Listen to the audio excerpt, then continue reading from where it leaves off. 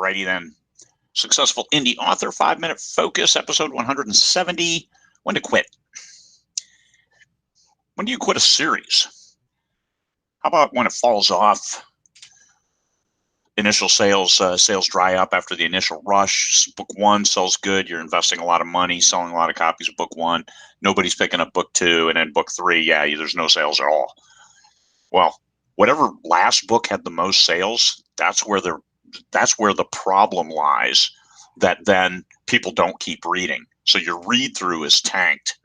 So if you can find out what's wrong with book one, and depending on sales, if you sold 100,000 copies of book one and nobody gets into book two, well, that's dead because you've lost 100,000 readers. But if you've only sold 1,000 copies, 500 copies, there's way more readers than that out there.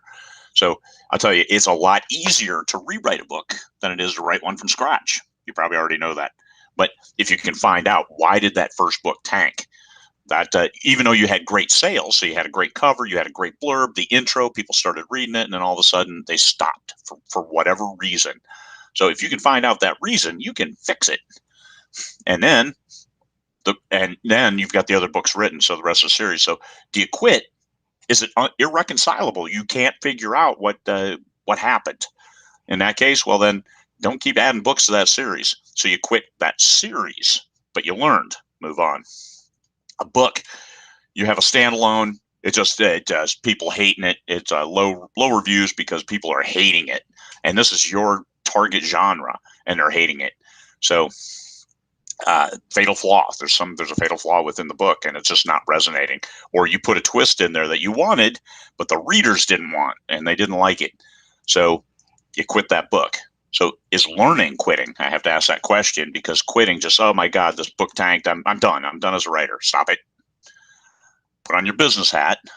Is this a viable business still or not? And this is the question you have to ask with a clear mind, not the, oh my God, my book tanked. I'm done. Stop it.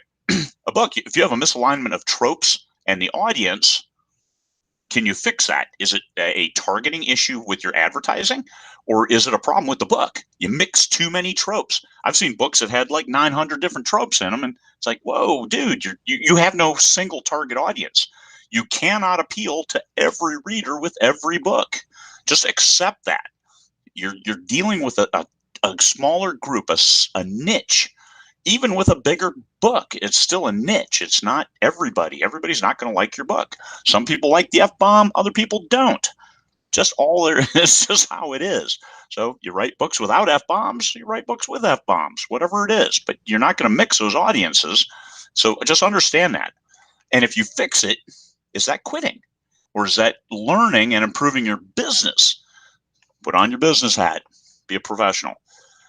Here's the challenge is as an author and a publisher, what we also call indies, you are the talent. You are the person who creates, you have the products, and then you put on your business hat and you sell them. What if you can't produce the products? What if you find plenty of reasons not to write? You'll do anything rather than write. Writing is like crawling through broken glass. So it causes you pain to write. Why? Is it based on sales, feedback? People are hating your stories. What is it? Dig deep, find out why writing causes you pain. And then there may be something that brings you more joy, and that's okay. You only have so much time in your day, in your month, in your life. How are you going to allocate that time for your mental health? If writing is causing you such anguish, then why are you doing it? Find something that does. I used to do a lot of things. And when I found, as I got older, I realized, why am I doing this? Because it looks good on the resume? I don't need a freaking resume. So out of here. I do stuff I like. I like to write. I like to tell stories. I like the business side of it. So it all works.